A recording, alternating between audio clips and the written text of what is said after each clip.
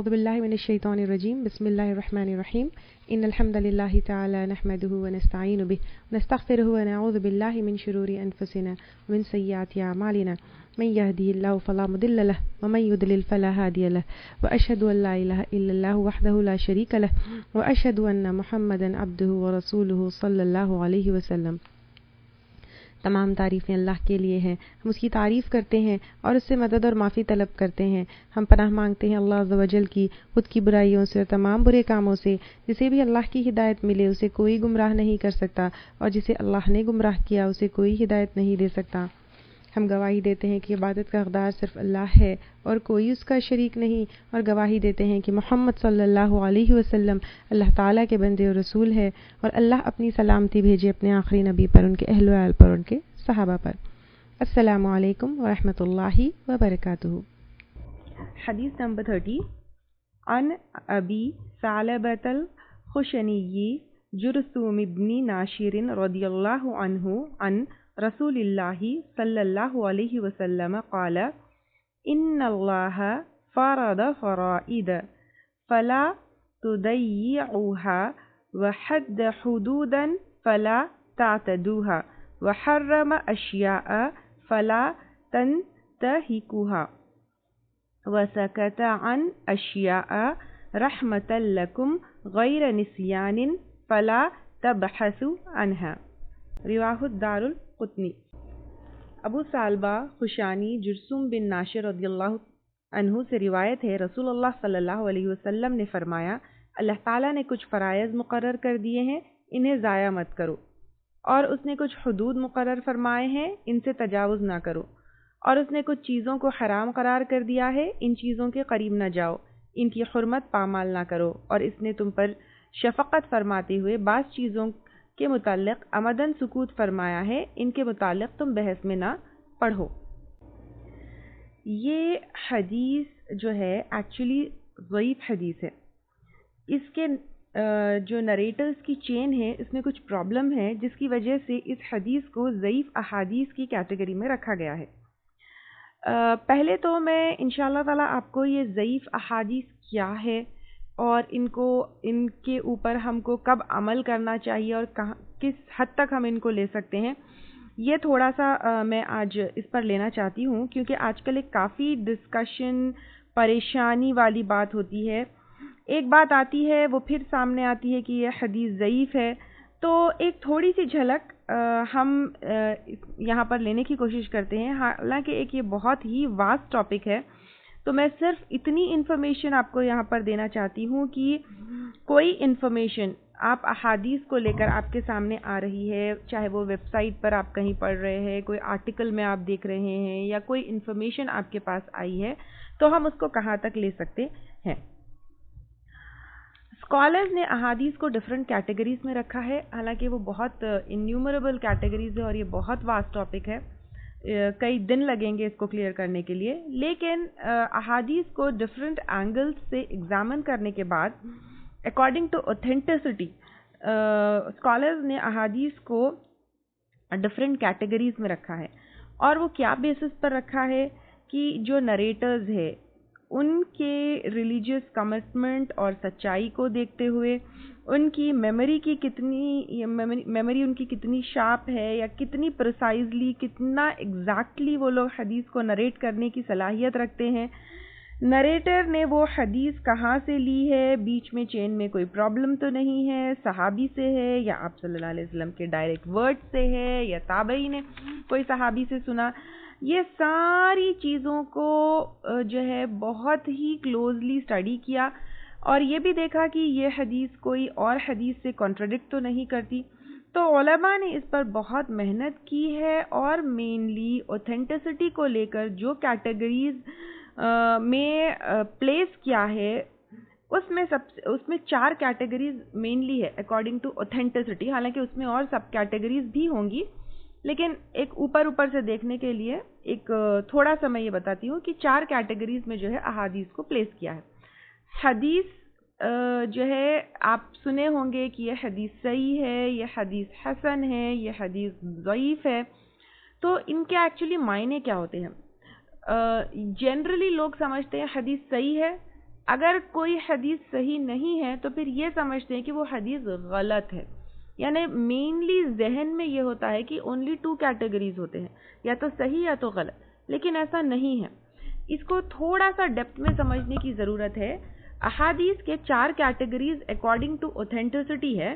Number 1 صحیح حدیث, number 2 حسن حدیث, نمبر 3 ضعیف حدیث, نمبر 4 موضوع حدیث.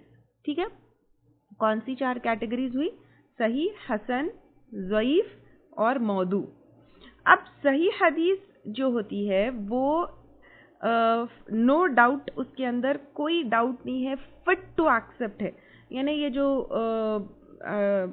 کچھ پوائنٹس ہے, کچھ چیزوں کے بیسس پر اسکالرز نے احادیث کو کیٹیگرائز کیا ہے, تو صحیح حدیث جو ہوتی ہے اس میں کوئی پرابلم نہیں ہے. یعنی کوئی اس کے اندر جو ہے نہ نریٹرز میں پرابلم ہے, نہ چین میں پرابلم ہے, نہ نریٹرز کی میموری میں پرابلم ہے, نہ ان کے جو ہے تقوی میں پرابلم ہے, کچھ بھی پرابلم نہیں ہے. ٹھیک ہے, تو صحیح حدیث is very fit to accept, اس میں کوئی مسئلہ نہیں ہے. دین اس کے بعد نیکسٹ کیٹیگری ہوتی ہے حسن. حسن حدیث یعنی ایکسیپٹ کرنے کے لیے جو منیمم ریکوائرمنٹس ہے وہ اس حدیث میں ہے, اور اس کو ایکسیپٹ کیا جا سکتا ہے, اس میں بھی کوئی مسئلہ نہیں ہے. ٹھیک ہے, جو منیمم, حالانکہ وہ صحیح کی درجے پہ نہیں آئے گی, لیکن ایکسیپٹنس کے لیے جو منیمم کنڈیشنز ہے وہ جو ہے اس میں یہ فٹ ہوتی ہے. تو اب آپ دیکھیے یوزولی کیا ہوتا ہے, کوئی ایک حدیث آتی ہے جو حسن کے درجے پہ ہوتی ہے, تو لوگ کہتے ہیں کہ نہیں نہیں یہ صحیح حدیث نہیں ہے. یعنی ایک 2 ایکسٹریمٹیز پہ لوگ ہم کو پائے جاتے ہیں. ایک یہ ایکسٹریمٹی پہ پائی جاتی ہے کہ صحیح حدیث ہے تو لیتے ہیں, ورنہ نہیں لیتے. یعنی بالکل اگر کوئی حدیث صحیح کی گریڈنگ پر نہیں اترتی ہے تو بالکل یہ سمجھتے ہیں کہ دوسرے احادیث کیا ہوتے ہیں, صحیح نہیں ہوگی تو غلط ہوگی, دماغ میں یہ ہوتا ہے. لیکن صحیح نہیں ہے لیکن حسن ہے تو بھی جو ہے اس کو لیا جا سکتا ہے, کیونکہ اس کو جو ریکوائرمنٹس ہے ایکسیپٹنس کے لیے وہ پورے کرتی ہے وہ حدیث. ٹھیک ہے, دین نیکسٹ ہوتی ہے, پہلے میں موضوع لے لیتی ہوں. ٹھیک ہے, اس کے بعد میں ضعیف حدیث کو لیتی ہوں یا ضعیف حدیث کو لیتی ہوں. موضوع حدیث کا مطلب ہوتا ہے فیبریکیٹڈ, جھوٹی حدیث. یعنی کسی نے جو ہے حدیث کے نام پہ کوئی غلط چیز اس کے اوپر بیان کر دی ہے, تو موضوع حدیث جو ہے وہ ایکسیپٹ نہیں کی جا سکتی کیونکہ اس میں جھوٹ ملا ہوا ہوتا ہے. ٹھیک ہے, اب مسئلہ آ جاتا ہے ضعیف احادیث کے اوپر. اب ضعیف احادیث میں 2 ایکسٹریمٹیز پہ ہم کو لوگ پائے جاتے ہیں. ایک یہ کہ ضعیف حدیث, ضعیف کا مطلب سمجھتے ہیں کہ غلط ہے, جھوٹی ہے. ضعیف موضوع حدیث نہیں ہوتی. ضعیف جو ہے جھوٹی یا گڑی ہوئی حدیث نہیں ہوتی. ضعیف کا عربک میں مطلب ہوتا ہے ویک یا کمزور. یعنی اس حدیث میں صحیح ہونا یا حسن ہونے کے جو کنڈیشنز ہے اس کو یہ حدیث فلفل نہیں کرتی ہے. اب کس وجہ سے یہ فلفل نہیں کرتی ہے, کب ہم ضعیف حدیث کو لے سکتے ہیں, اس کے اوپر تھوڑا سا آتے ہیں. ضعیف حدیث میں اگر نریٹرز کی میموری ویک ہو یا پھر کچھ وجہ سے جو ہے اس کو کیا کیا جاتا ہے, اس حدیث کو ضعیف کی کیٹیگری میں پلیس کیا جاتا ہے. اس کا مطلب یہ نہیں ہوتا کہ یہ حدیث جھوٹی ہے یا کہنے والا غلط بیان کر رہا ہے, اس کا مطلب بھی بالکل بھی نہیں ہوتا. ضعیف حدیث پر عمل کیا جا سکتا ہے اگر وہ اتنی ضعیف نہیں ہے کہ وہ جھوٹی یا فیبریکیٹڈ یا موضوع نہیں ہے. یعنی کوئی حدیث اگر جھوٹی نہیں ہے, فیبریکیٹڈ نہیں ہے, موضوع نہیں ہے, تو پھر اس کا مطلب یہ ہے کہ یہ حدیث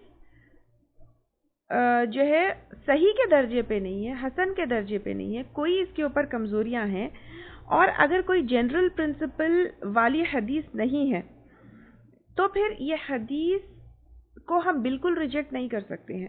جیسے ایک حدیث ہے, آپ صلی اللہ علیہ وسلم بارلی کی روٹی جو ہے کھجور کے ساتھ کھا رہے تھے, یہ حدیث ضعیف ہے. تو ان جنرل اگر ہم دیکھیں گے آپ صلی اللہ علیہ وسلم بارلی کی روٹی کھجور کے ساتھ کھا رہے تھے, تو اگر یہ حدیث کو ہم لیتے ہیں تو سب سے پہلے کئی دوسرے احادیث سے یہ ثابت ہے کہ آپ صلی اللہ علیہ وسلم بارلی کی روٹی بھی کھاتے تھے, اور یہ بھی ثابت ہے کہ آپ صلی اللہ علیہ وسلم کھجور بھی کھاتے تھے. تو اور اگر بارلی کی روٹی کھجور کے ساتھ کھانا اگر کوئی لیتا ہے اور اس کے اوپر عمل کرتا ہے تو یہ شرک نہیں ہوگا, یہ عبادت والی بات نہیں ہے, اس میں کوئی بدعت نہیں ہے.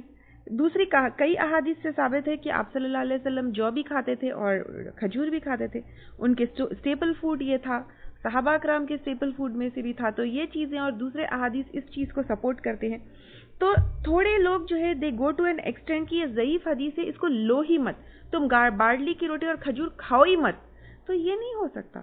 یعنی دوسری احادیث آپ کو سپورٹ کرتے ہیں کہ آپ صلی اللہ علیہ وسلم کے کھانے پینے میں دونوں چیزیں تھیں، اور پھر یہ جو ہے آپ اس کے اوپر عمل کرنے سے شرک میں مبتلا نہیں ہوں گے، اس کے اوپر عمل کرنے سے آپ بدعت میں مبتلا نہیں ہوں گے. تو یہ ساری چیزیں جو ہے کنسیڈر کرنا بہت ضروری ہو جاتا ہے. ضعیف احادیث کے اوپر کب عمل نہیں ہے، کب عمل نہیں کرنا ہے. یعنی ضعیف احادیث کے بارے میں بھی علماء میں اختلاف ہے. کچھ لوگ بالکل سیفسٹ سائڈ پر رہنے کے لیے صرف صحیح احادیث کو ایکسپٹ کرتے ہیں، لیکن کچھ علماء نے اپنی ریزننگ، اپنی سمجھ، اپنی اینالوجی کے اوپر ضعیف احادیث کو ترجیح دی ہے، پریفر کی ہے. یعنی اپنی اینالوجی، اپنی سوچ، اپنی سمجھ کو پریفر کرنے سے زیادہ ان لوگوں نے ضعیف احادیث کو جو ہے پریفر کرنا چاہا یا پھر اس کو ترجیح دینا چاہا، جیسے امام ابن حنبل ہے. امام ابو حنیفہ جو تھے وہ ان کے پاس زیادہ احادیث نہیں تھے، کیونکہ وہ دوسرے اماموں کی طرح زیادہ ٹریول نہیں کیے، جیسے امام شافعی ہے، امام مالک ہے. تو کیونکہ ان کے پاس زیادہ احادیث تھے ہی نہیں، تو ابو حنیفہ نے کیا کیا، اپنے ریزننگ، اپنے اینالوجی کو جو ہے ترجیح دی.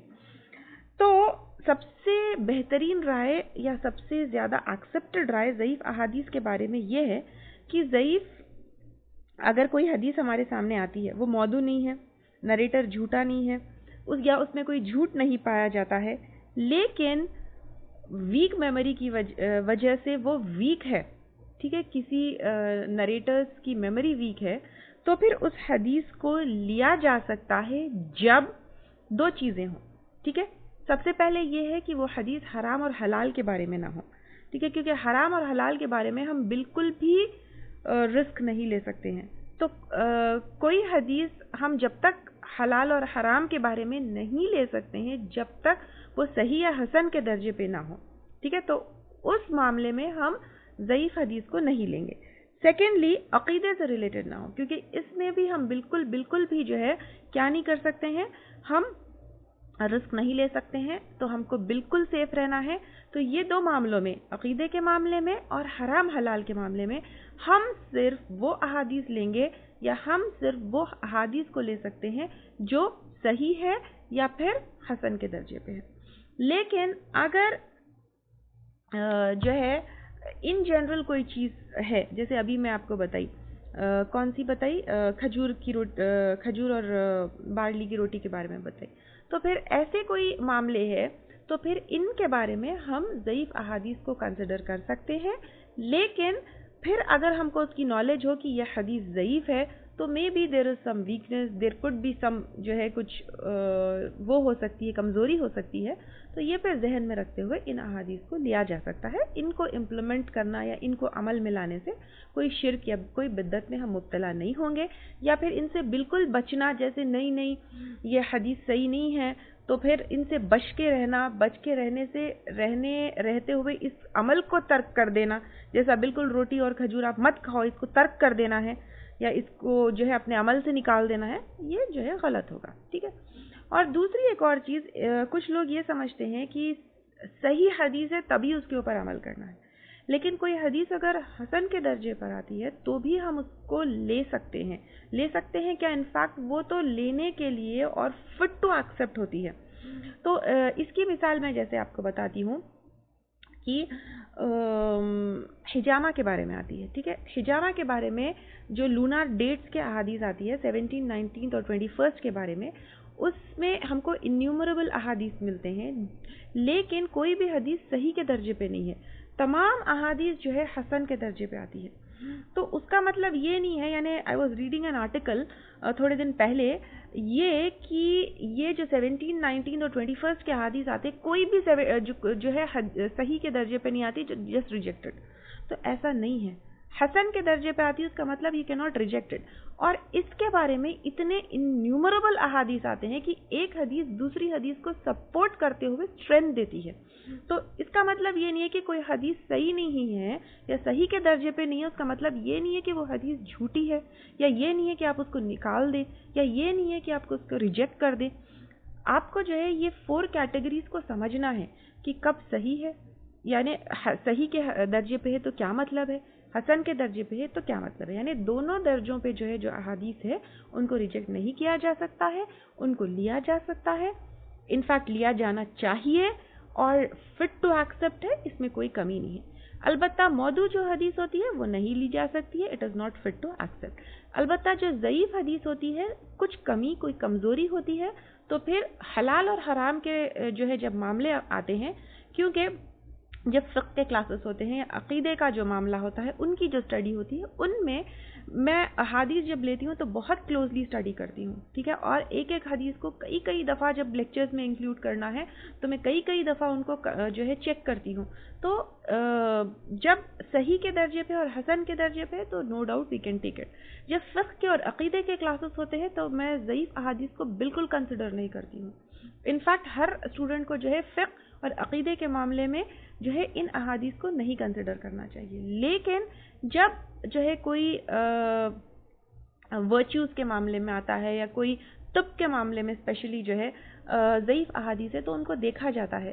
اور طب نبوی کے معاملے میں ہے یا پھر جس طرح میں آپ کو دوسری چیزوں کے معاملے میں بتائی، آداب کے معاملے میں ہے یا ورچیوز کے معاملے میں ہے، فضائل کے معاملے میں ہے، تو ان میں اگین اسکالرز میں ڈفرینس آف اوپینین ہے.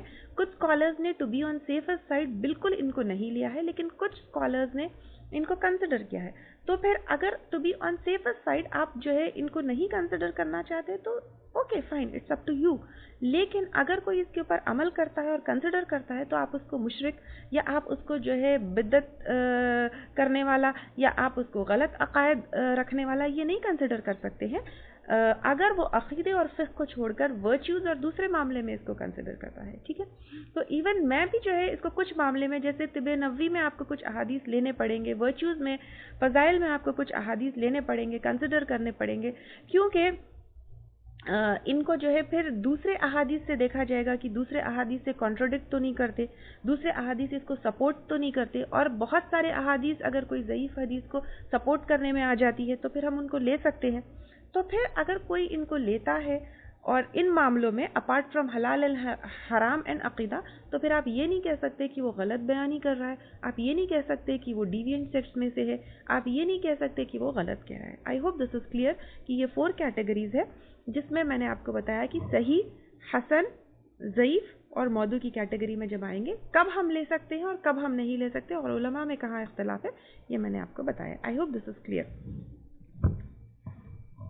دین یہ حدیث جو ہے وہ ضعیف کے درجے پہ ہے.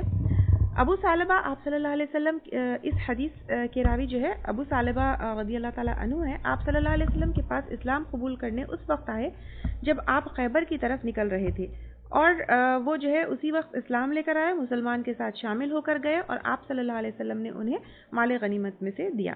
حدیبیہ کے وقت جو بیت الرضوان میں صحابہ اکرام تھے جن کے بارے میں سورہ فتح آیت نمبر 18 میں اللہ تعالیٰ ان سے راضی ہونے کے بارے میں بتا رہے ہیں، تو یہ ان صحابہ اکرام میں سے تھے. 75 ہجری میں سجدے کی حالت میں تہجد کی نماز میں ان کا انتقال ہوا. اس سے ہم کو ان کے مقام کا اندازہ ہم لگا سکتے ہیں کہ وہ کیا مقام کے صحابی تھے.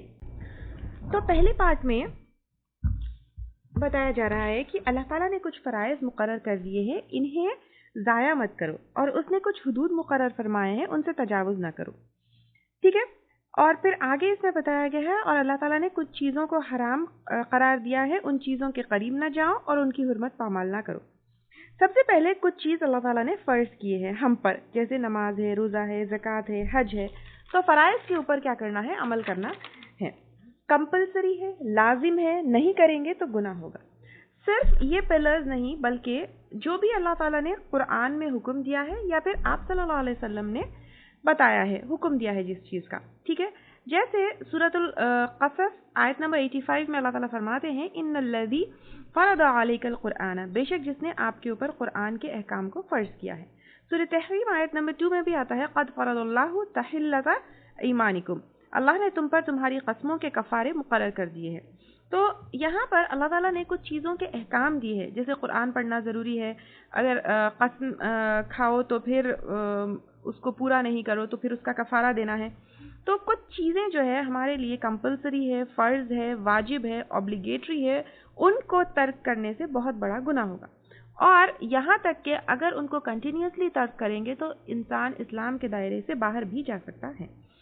اور نہ کہ صرف قرآن میں جو اللہ تعالیٰ نے حکم دیا ہے، جیسے کئی احکامات آتے ہیں اپارٹ فرام obligatory ایکٹ، یعنی نماز، روزہ، زکوٰۃ، حج کے علاوہ پر بھی، جیسے میں آپ کو بتائی کہ قرآن پڑھنا ہے یا پھر قسموں کا کفارہ ہے، اسی طرح جھوٹ نہیں بولنا ہے، اور اپنے کیا کہتے ہیں اپنے زنا نہیں کرنا ہے، سود نہیں لینا ہے، چوری نہیں کرنا ہے، یہ تمام احکامات ہیں۔ کچھ چیزیں جو ہے، خیر کچھ چیزیں تو جو ہے ابھی میں جیسے چوری نہیں اور سود نہیں، وہ تو چیزوں سے روکا گیا ہے، وہ چیزیں ہیں، لیکن کچھ چیزیں اللہ تعالیٰ نے حکم دیا ہے، فرض کر دیا ہے کہ یہ تم کو کرنا ہے، جیسے رشتوں کو جوڑ کر رکھنا ہے، ٹھیک ہے، اور آپ صلی اللہ علیہ وسلم کی اطاعت کرنا ہے۔ تو یہ کچھ چیزیں اللہ تعالیٰ نے ہمارے اوپر فرض کی ہے، ان کا حکم دیا ہے۔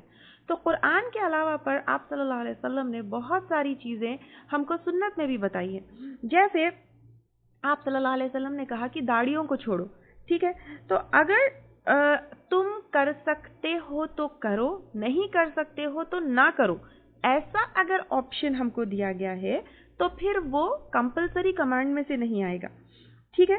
یا پھر اگر ہم کو کوئی حکم کے ساتھ ساتھ آپ صلی اللہ علیہ وسلم کی سنت سے ایویڈنس ملتا ہے کہ ہمارے اوپر وہ چیز واجب نہیں ہے بلکہ آپشنل ہے، تو پھر ہم اس کو جو ہے مطلب اس میں پھر ہم کو رعایت ہوگی، چھوٹ ہوگی کہ ہم چاہے تو کر سکتے ہیں، چاہے تو ہم اس کو جو ہے ترک بھی کر سکتے ہیں۔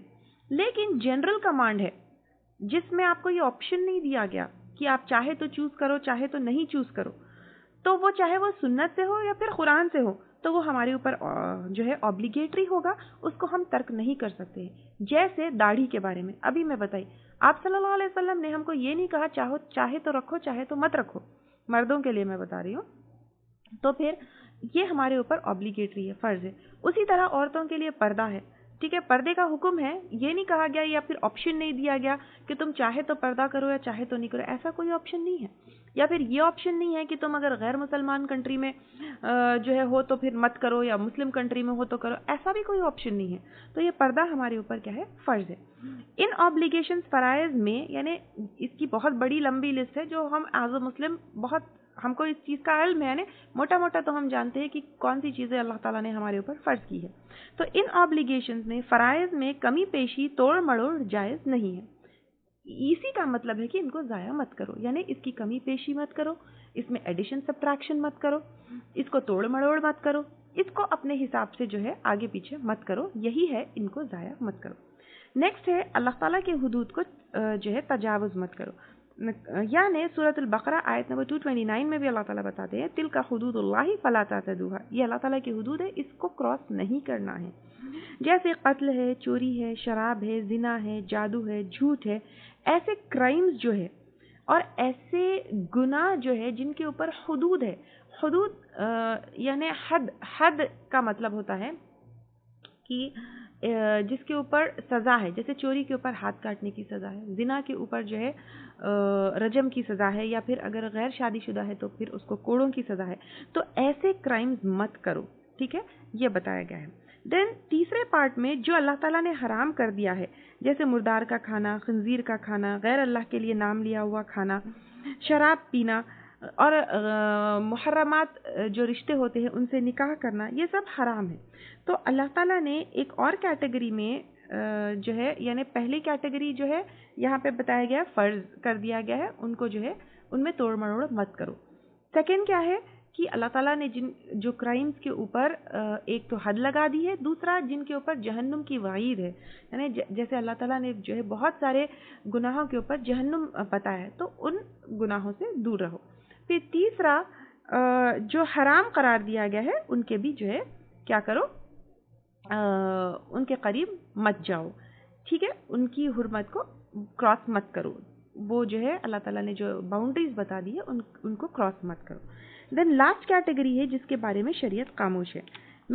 یعنی ایک اور حدیث میں آتا ہے، آپ صلی اللہ علیہ وسلم نے کہا، میں تم میں جس حکم میں جہاں چھوڑ دوں تم مجھے رہنے دیا کرو، اور مزید